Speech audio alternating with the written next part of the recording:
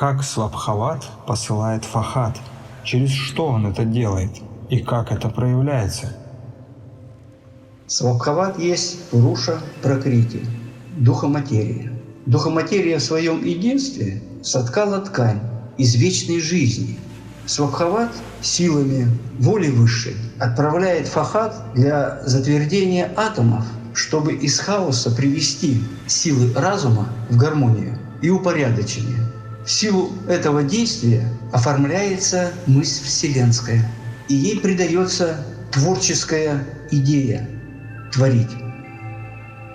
Свабхават – выше действующая силы Фахата. Это есть соединяющая сила. Свабхават создает ткань через строительный импульс, через свое собственное тело и посылает Фахат, то есть посылает творящую силу, которая передает творческий потенциал материи, одухотворяя ее. Если каждый атом – часть ткани, а ткань – это Вселенная, которая бесконечна, и атомы, отражая самосущего владыку, с помощью Фахата проявляются, тогда должно быть место для этого проявления. А если это место, то должны быть границы. А лая есть не место.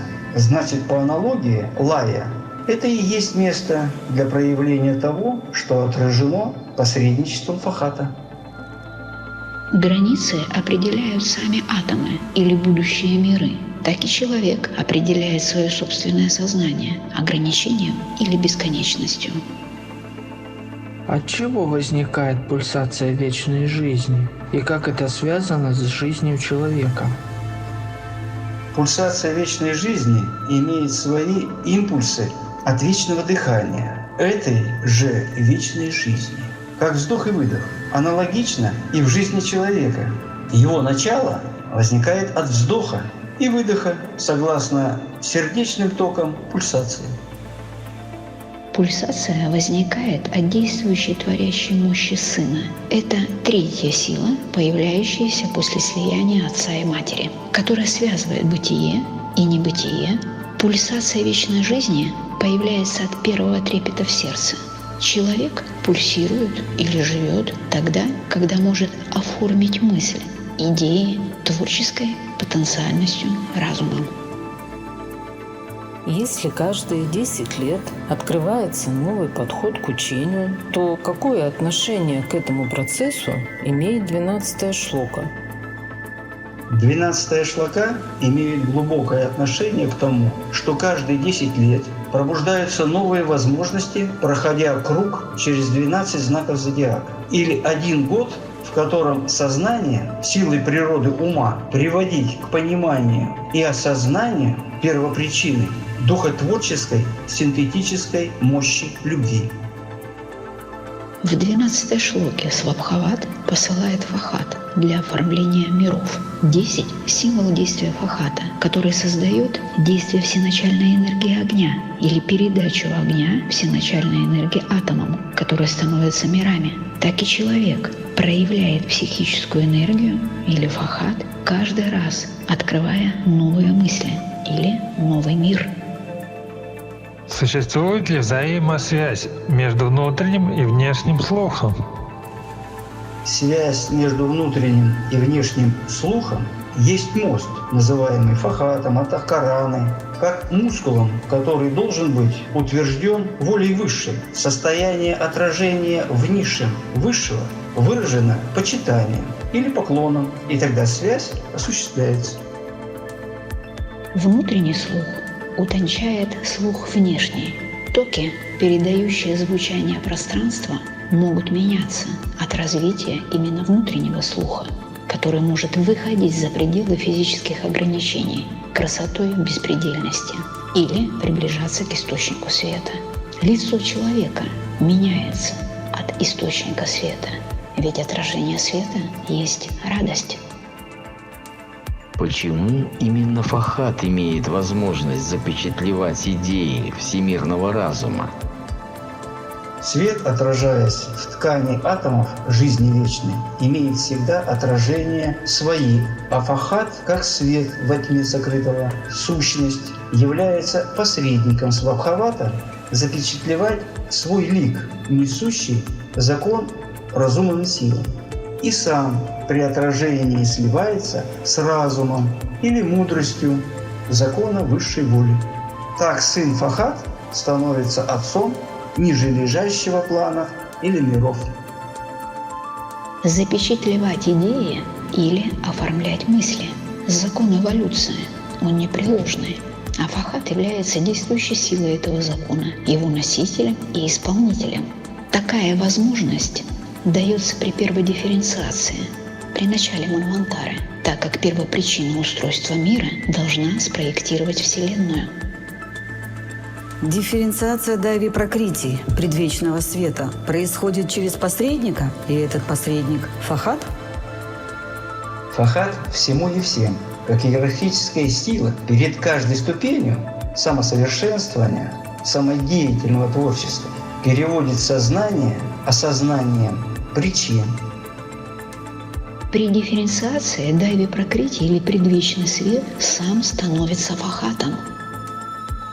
Если первый ману обладал сознательными действиями, значит ли это, что человек, как отражение, тоже способен сознательно действовать?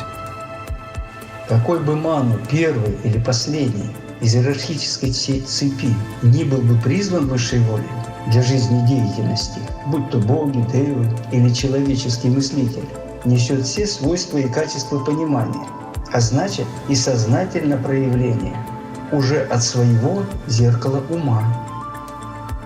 Человек должен стать сознающим. В этом идея всемирного разума.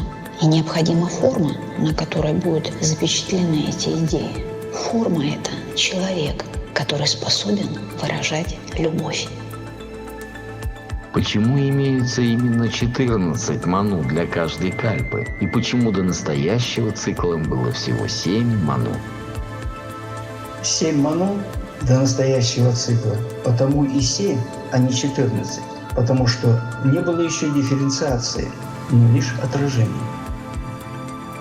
Потому что изначально ману 7, и их форма, последующие 7, как причина и следствие, как начало и завершение. Манвантара проходит между двумя ману, между двумя этими семеричностями. Для чего Брахма сам себя разделяет на мужское и женское?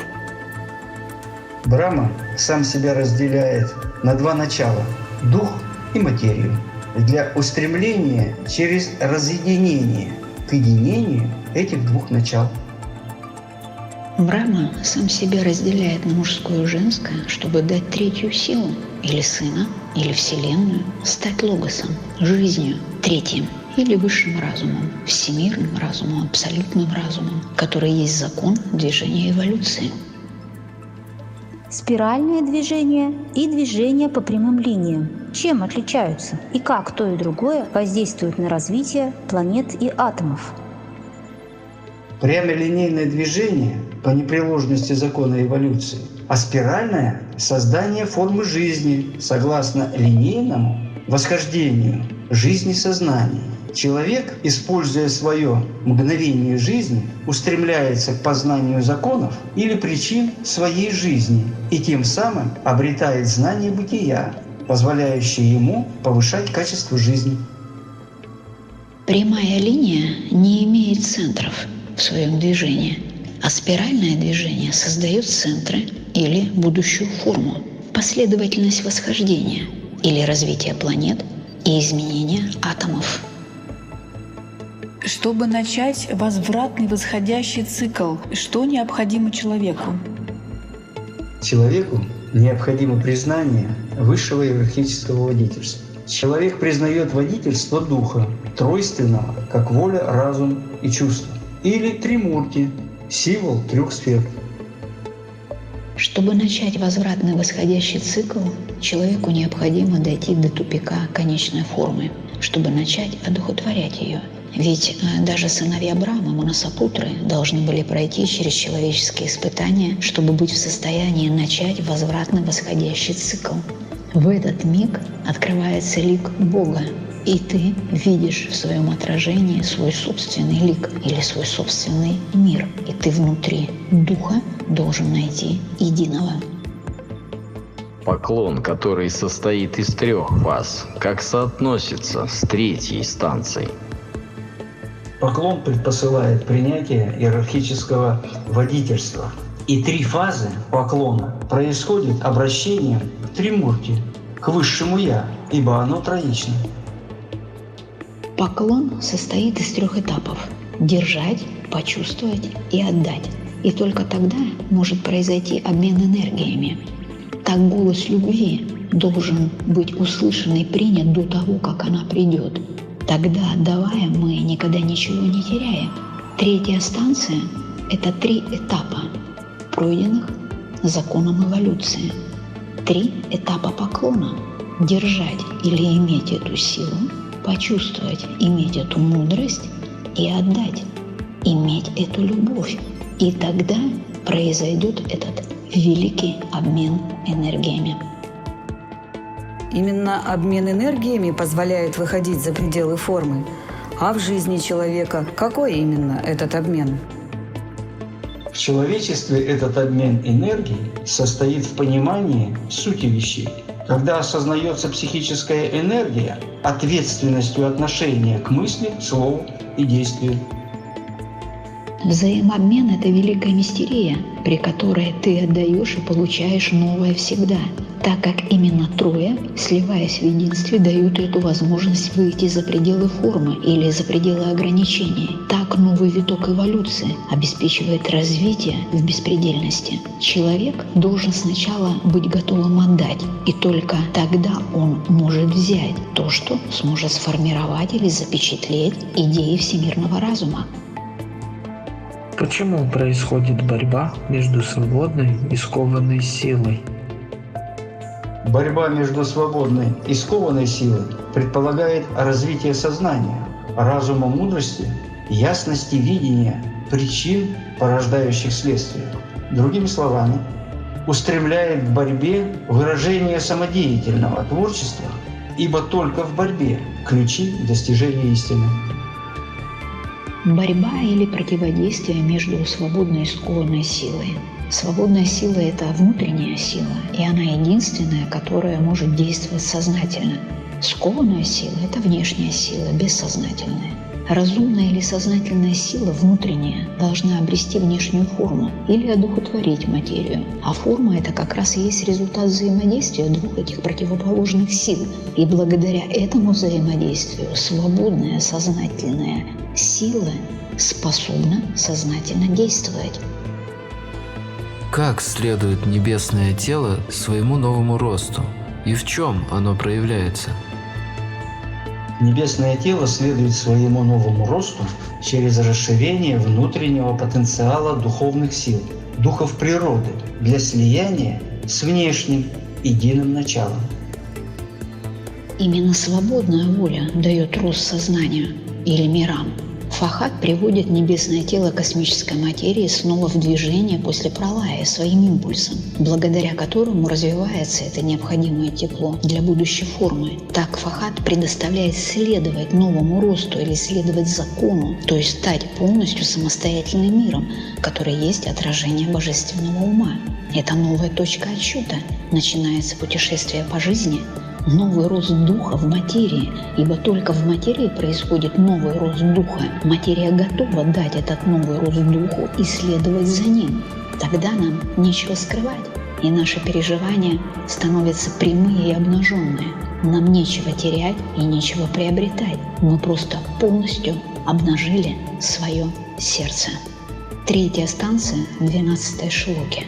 12 воинов стоят тесно рядом друг с другом, несмотря на то, что они никогда не воплощаются вместе и никогда не говорят друг с другом. И это место – сердце, готовое отдать любовь.